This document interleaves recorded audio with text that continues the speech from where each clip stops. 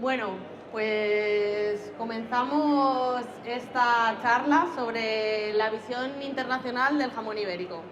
Muchas gracias a todos por venir. Y no voy a pasar hasta la siguiente diapositiva. Primero quiero haceros una pequeña introducción y esto simplemente está basado en conclusiones propias y de mi equipo, nuestra experiencia de cómo se ve el jamón fuera del mercado español, sobre todo en mercados nuevos. Entonces, para comenzar y dar paso a la siguiente, me gustaría que en vuestras sillas donde estáis sentados todos tenéis unas gafitas imaginarias, una cajita con unas gafas imaginarias. Cogedla, abridla, sacad esas gafas y ponéroslas. Son unas gafas imaginarias que os van a convertir en turistas ahora mismo. Bueno, en turistas no, en extranjeros que están viendo el jamón por primera vez. ¿Las tenéis todas puestas? Vale, pues pasamos a la siguiente. Y ahora mismo el jamón para vosotros es todo esto.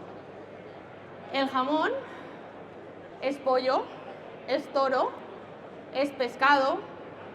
No tenéis muy claro si es mejor comerlo frío o caliente. Probablemente alguna vez os regalaron uno, pero le salió moho y lo tirasteis. Es demasiado salado, está crudo o está cocido. Os gustaría saber dónde se encuentran exactamente en España esas cuevas donde se cura el jamón en sal. ¿Dónde están? Porque creo que están en las montañas. También os gustaría saber si los ibéricos son aquellos cerdos que son los que comen bellota toda su vida. ¿Qué diferencia hay entre la bellota normal y la bellota negra? También os parece que el jamón está demasiado fuerte o que está demasiado suave. ¿Habéis oído alguna vez, habéis escuchado alguna vez que el jamón se sala bajo tierra? Y con esa sal que se cubre los jamones con sal, os gustaría saber cuántos años pasa el jamón cubierto bajo sal. Cuando veis un jamón pensáis que lo mejor es partirlo por la mitad para poder repartirlo con la familia. Y a veces lo coméis con mermelada o con miel. Siempre pedís una servilleta para no tener que tocarlo con las manos. Os gustaría saber si se puede cocinar y, en ese caso, cuánto tiempo hay que tener el jamón metido en el horno para poderlo cocinar. Pues bien, todas estas preguntas me las han hecho a mí fuera de España cuando han visto el jamón. Lo bueno de estas gafas que tenéis todos puestos de turista es que viendo el mundo, viendo el jamón desde el punto de vista de un extranjero, podemos hacer muchas cosas nuevas. A priori es una cosa que podríamos decir que es una debilidad y que nos va a costar mucho cambiar ese punto de vista, pero yo solamente veo oportunidades en todas estas preguntas.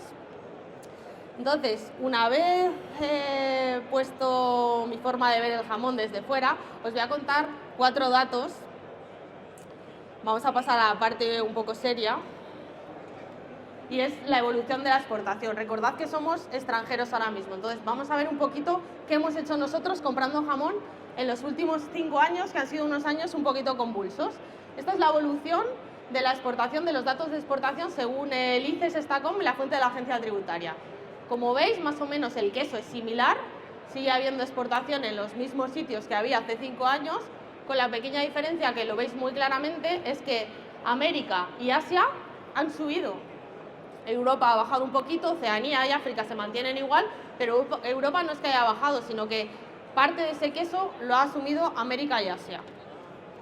Si lo vemos por continentes, vemos claramente que la tendencia es al alza.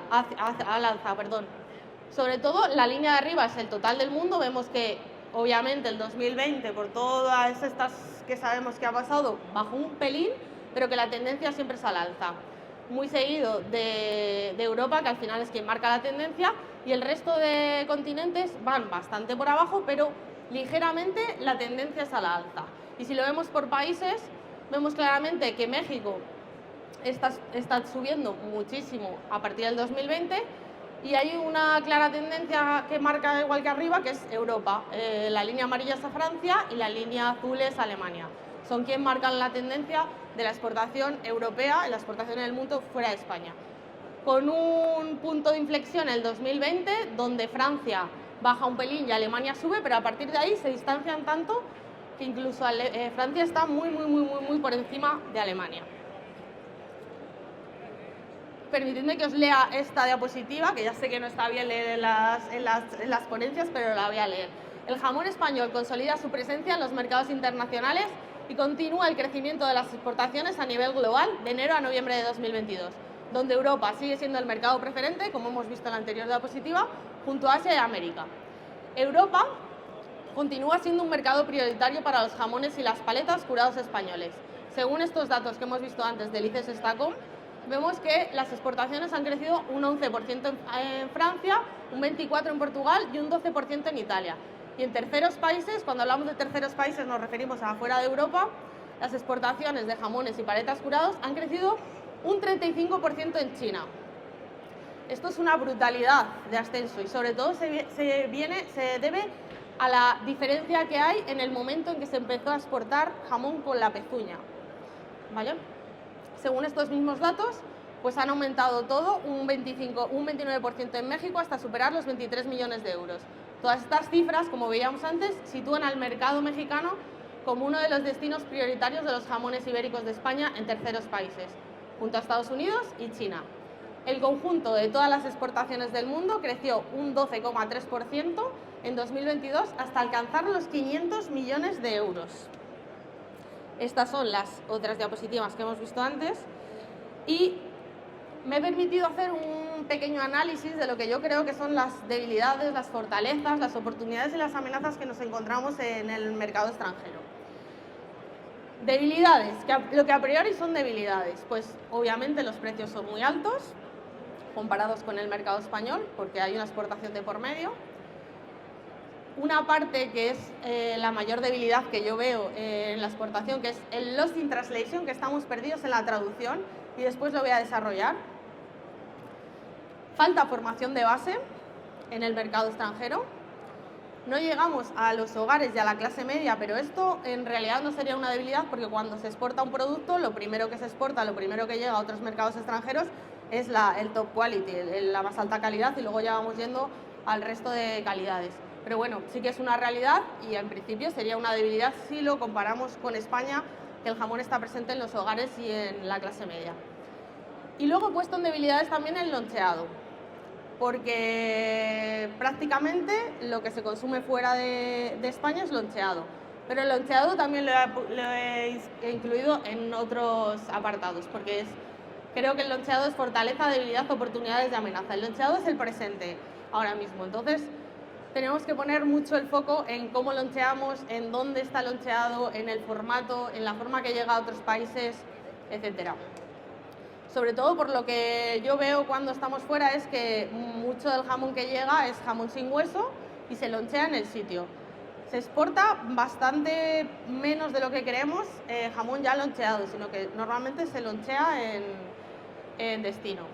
En contra de estas debilidades, pues yo veo fortalezas. ¿Fortalezas que vemos en los mercados extranjeros?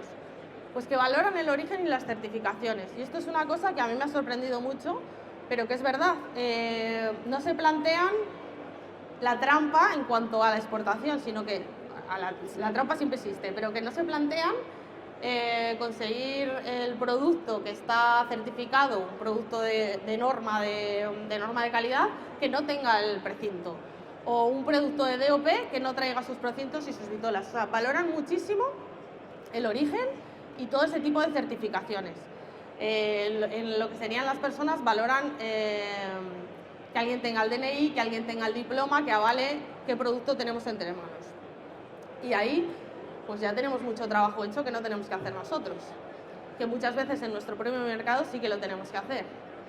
Otra fortaleza es que ellos mismos ya diferencian de sus propios productos y entre el ibérico, por ejemplo. No tenemos que hacer el trabajo de explicarles que es un producto diferente, que hay que tratarlo diferente, no.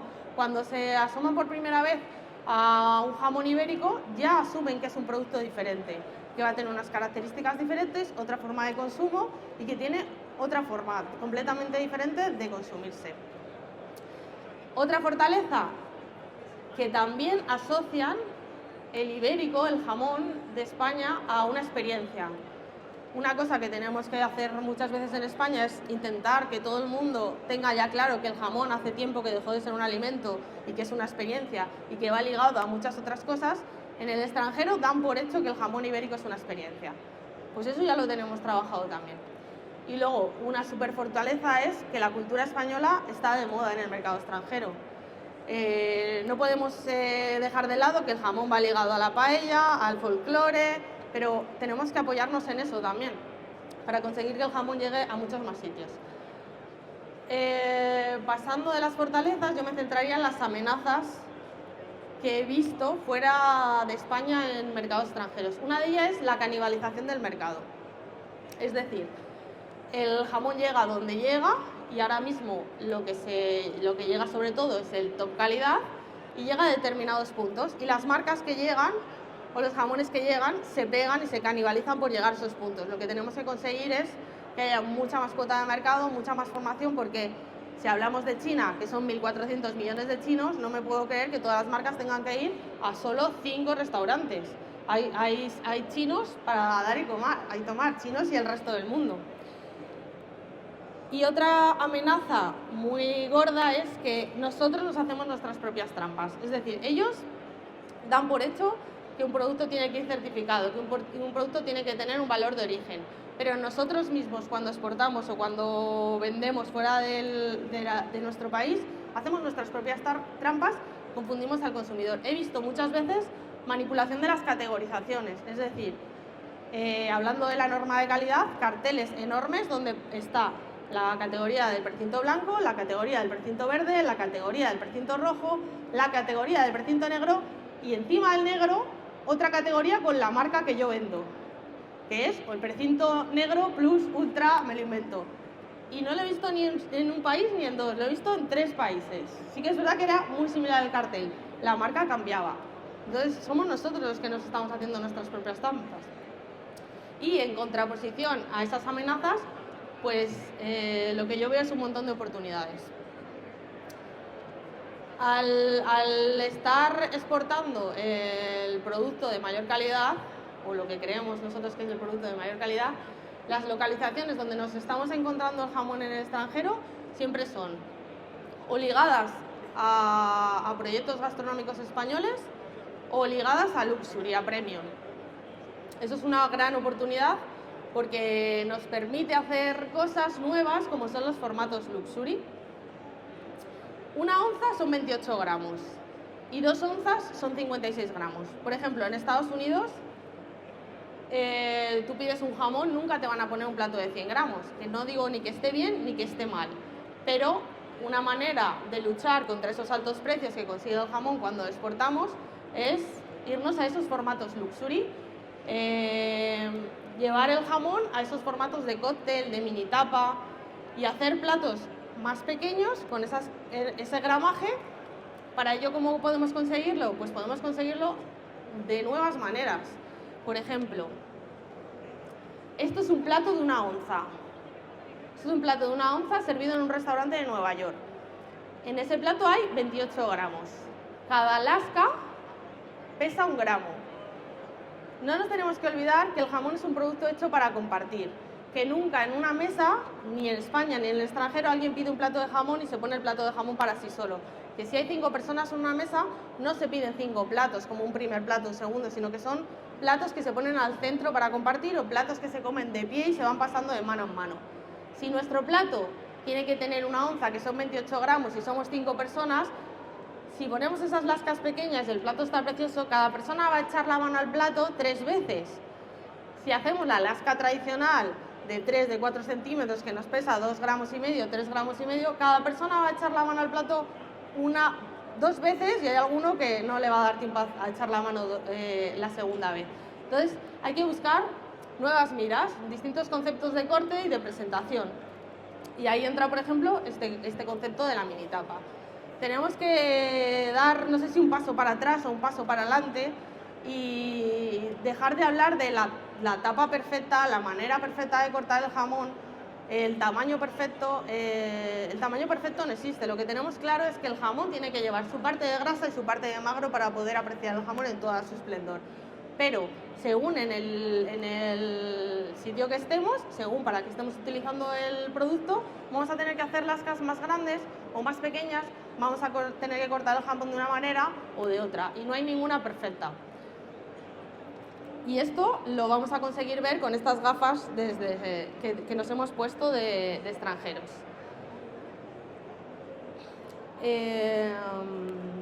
Estaba en las oportunidades.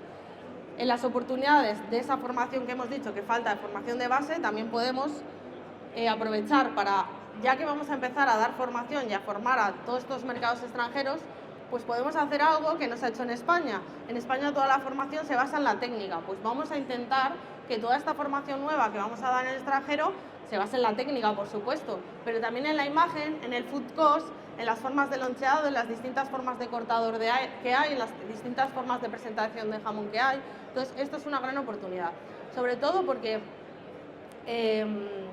normalmente, en España también a veces pasa, pero normalmente en el extranjero los proyectos gastronómicos españoles que tienen jamón lo tienen como marketing. O sea, tienen el jamón porque soy un restaurante español y tengo que tener el jamón. Entonces, con esta formación en todo esto que estamos hablando, en imagen, en food cost, en rentabilidades, van a conseguir que realmente el jamón sirva para que saquen una rentabilidad y un beneficio y pase de ser un producto de florero a que sea realmente un producto importante dentro del menú de la carta. Y lo más importante de todo, que es el Lost in Translation que hemos hablado antes, quiero que veáis esta diapositiva.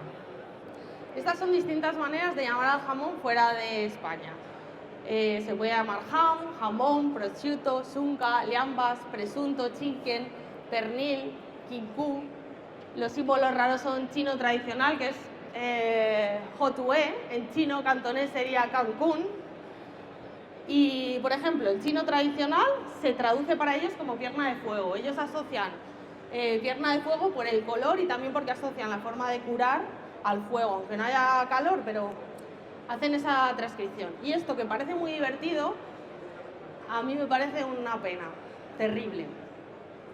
¿Y por qué me parece una pena terrible? Porque creo que somos el único país del mundo que traduce sus productos para exportarlos. Entonces, ¿cómo vamos a conseguir aunar la imagen que queremos dar de jamón si en cada sitio nosotros somos los que hacemos la traducción? No es que llevemos el jamón a Inglaterra y digamos, esto se llama, o sea, nosotros les digamos que se llama jamón y ellos lo cambian y lo pongan ham. No, nosotros somos los que exportamos el jamón y le decimos a cada país cómo lo tiene que llamar. Y el jamón tiene, bueno, aquí hay 10, pero podríamos hablar de 30 maneras diferentes de llamar al jamón. Entonces, creo que la primera base de todo lo que hay que hacer para intentar dar al jamón el lugar que se merece es llamarlo jamón, porque es jamón. No me veo a los italianos traduciendo sus productos. Los únicos que se escapan son los chinos, porque realmente si tú pasas esto por un traductor, pone jamón. Con lo anterior y todo lo que he ido contando, yo propondría un plan de acción, que lo he basado en 7 puntos, pero podrían ser puntos infinitos. Lo primero, una estandarización del lenguaje, que Pedro se ríe, pero porque él siempre está hablando de la estandarización del lenguaje. Pero no solo a nivel extranjero, o sea, no solo a que el jamón se tiene que llamar jamón y la paleta paleta, pero es que tendríamos que empezar con la estandarización por nosotros mismos, porque no puede ser que nuestro producto gastronómico número 1, a la babilla, unos los llamemos babilla y otros los llamemos contramaza, al jarrete unos caña, otros jarrete, al cortador de jamón unos jamonero, otros cortador de jamón, al jamonero unos soporte, otros soporte jamonero, otros stand. O sea, tenemos 1000 maneras, que sí que es genial que el lenguaje, que nuestra riqueza del lenguaje nos permita hacer todas estas cosas, pero yo creo que nos está restando. Entonces, creo que habría que hacer de alguna manera un manual para estandarizar la manera que llamamos nosotros a todo lo que tiene que ver con sustantivos alrededor del jamón en castellano y después en inglés. Pero no quiero basarme solo en el jamón, es decir, yo creo que ese manual tendría que hablar de palabras que no deberían admitir traducción, pues como puede ser el jamón, como puede ser la paleta. La paleta fuera de España, en Estados Unidos, por ejemplo, la llaman jamón paleta, que por un lado está bien que se asimile al jamón para saber de dónde viene, pero que no es un jamón paleta, es una paleta, no es un codo, no es un hombro, es una paleta, deberíamos llamarlo paleta. Ibérico, dehesa, las partes del jamón, yo creo que no deberían traducirse la cala, Pero luego hay otras palabras que creo que si las traducimos, todo esto siempre desde mi punto de vista, creo que si las traducimos, pues sí que mejoran el engagement y también van a mejorar la forma de entender el producto. Pues por ejemplo, palabras como curado, como criado en libertad, como bellota, como pienso, como hierba, los nombres de los huesos, los nombres de los soportes, de las herramientas, pues yo creo que esas palabras sí que habría que traducirlas. Habría un tercer punto que es la norma de calidad del ibérico, las denominaciones de origen. Pues ahí tengo cierto, no sé exactamente cómo habría que hacerlo, pero sí que es verdad que quien sea debería consensuar cómo lo traducimos. Si lo traducimos directamente al inglés, si ponemos jamón delante o jamón detrás, si primero decimos la alimentación o el porcentaje de raza, porque según cómo lo coloquemos va a cambiar para el mercado extranjero, para cómo lo entiendan. Y luego, pues, pasaríamos a la formación. La he puesto en varias partes porque creo que es de las cosas más importantes que hay que hacer cuando quieres que un producto tuyo llegue al extranjero. Y primero, tenemos que hacer formación de producto y cultura a media y a trade, que es a la prensa y a los proveedores. Hay que darles materiales para que puedan defender ese producto. Una formación en escuelas de hostelería que actualmente no está habiendo en el extranjero, que tendría que ser completa, pero sobre todo a esa gente habría que formarles en la técnica, porque ellos son la base, los que van a tener que sacar el corte de jamón. Luego, deberíamos pensar mucho en los chefs, porque en el mercado extranjero quien corta el jamón casi siempre es el chef ejecutivo o el jefe de cocina. Para esta gente siempre enfocamos las formaciones como técnicas, pero creo que sería muy importante enseñarles a sacar el mayor rendimiento del jamón para que podamos pasar eso de un producto florero, de un producto de imagen, a un producto que realmente les dé un rendimiento y que en base a ese producto se base el resto de su cocina. Muy importante la inmersión ibérica, pero a todos los niveles. Importante que el extranjero venga a España a ver una dehesa. Yo me he criado en granja de cerdo blanco y hasta hace 6 años yo no había visto una dehesa.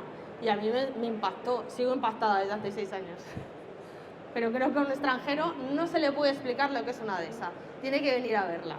Pero inmersión ibérica a todos los sentidos, es decir, cuando se habla del jamón debería haber un jamón delante, aunque no estés cortando el jamón, aunque no estés haciendo caso al jamón, pero que haya un jamón siempre. Replicar formatos me refiero a cuando vamos al extranjero, pues deberíamos replicar formatos que en España funcionan, es decir, ¿dónde está el jamón en España? El jamón en España está en las celebraciones, siempre, en todas nuestras celebraciones hay jamón. Pues deberíamos enfocar nuestros eventos, nuestras formaciones a una celebración española, es decir, que no haya un cortador de jamón ahí cortando y otro señor ahí hablando, sino que sea un networking donde haya jamón por todos los lados y que ellos vean realmente la cultura del jamón, a lo que va asociado al jamón, a esa experiencia. Y luego la adaptación gastronómica. Es una cosa que se está haciendo también en la campaña Despierta tu sentido ibérico, que es adaptar nuestro producto al paladar extranjero. ¿De qué manera? Pues la mejor manera es de la manera gastronómica, introducirlo en su propia cocina, porque en cada país es diferente la forma de entender los sabores. Entonces, una cosa muy buena que tiene el jamón es que no solo se puede comer tal cual, sino que además se puede utilizar para múltiples elaboraciones. Es una cosa que lo vemos como que innovador, incluir el jamón en la gastronomía de cada país, pero es que nosotros utilizamos el jamón para absolutamente todo, para caldos, para tortillas, para verduras, se cuece, se fríe, pues es lo que tenemos que hacer, intentar adaptarlo a la cultura... Uy, se ha caído por aquí esto, no sé si me quedaré sin batería. A la cultura donde vamos. Presencia del jamón ibérico y del cortador. Si queremos que el jamón realmente sea una experiencia, tenemos que enseñarles la experiencia, tenemos que enseñarles que el jamón ibérico requiere de un cortador, requiere de un prescriptor. Es un producto que por sí solo ahora mismo no puede ir a ningún lado porque necesita de alguien que explique qué es el jamón, que explique de dónde viene, que explique todas estas cosas. Y para eso necesitamos, he puesto presencia del jamón ibérico y presencia del cortador. Lo que os decía, para hablar del jamón debería haber siempre un jamón y lo ideal es que haya un cortador. Si no hay un cortador, un prescriptor, pero siempre alguien acompañando al jamón a la hora de introducirlo. El jamón tiene que estar fuera de las cocinas.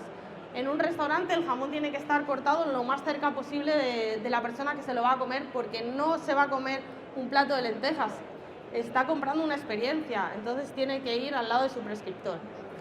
Y reconciliarnos con el folclore. Creo que es importante, yo soy de Burgos, pero creo que es importante de Aranda de Duero, Miriam, pero creo que es importante reconciliarnos con el folclore español. Muchas veces asocian el jamón al flamenco, asocian el jamón a la guitarra.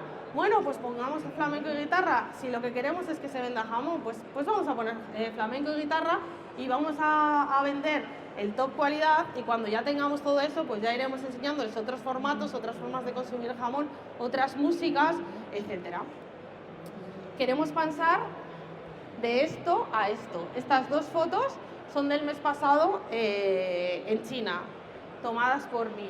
Esto es jamón en un supermercado, no lo veis bien desde ahí, pero es un plástico con forma de jamón y dentro del jamón está el jamón loncheado en paquetes colocado dentro de ese jamón de plástico. Entonces, ellos mismos saben que tienen que vender la forma del jamón, aunque quieran vender el loncheado. Pues vamos a ayudarles a hacer eso. Y este otro plato es de esa inmersión gastronómica que estábamos hablando. Esto es un puchero pero chino. El caldo, el chef que nos vendió esta receta, que nos ofrecía esta receta, nos vendía la receta a nosotros como que hubiera descubierto América. Había cogido el hueso del jamón, le había tostado en el horno, había hecho un caldo, o sea, nos estaba vendiendo un puchero como que fuera la primera vez que veíamos el puchero. Y nos lo creímos, de hecho comimos bastante puchero durante el mes, con sus verduras, con sus cosas, pero él estaba defendiendo el puchero español como que era como que había descubierto América, y realmente nosotros es lo que tendríamos que haber llevado. Entonces, estas son las cosas que creo que tenemos que aprender a ver, y que con esas gafas que creo que deberíais de llevar todas puestas, pues vamos a empezar a ver y vamos a intentar conseguir hacer caso a esta frase, que no sé ni de quién es, pero que además yo le he dado una vuelta, pero es: si miramos el jamón con ojos de turista, podremos descubrir nuevos caminos. Entonces es lo que os pido, que esas gafas que os he regalado a todos, las podéis quitar, las podéis guardar en la cajita, pero no las dejéis en la silla, llevárosla, y por favor, cada vez que estéis delante de un jamón o que queréis innovar en el mundo del jamón o que queráis pensar qué podemos hacer nuevo, que os las pongáis y que veáis el jamón con ojos de turista para poder descubrir nuevos caminos que nosotros tenemos ya cerrados. Así que nada más, muchas gracias.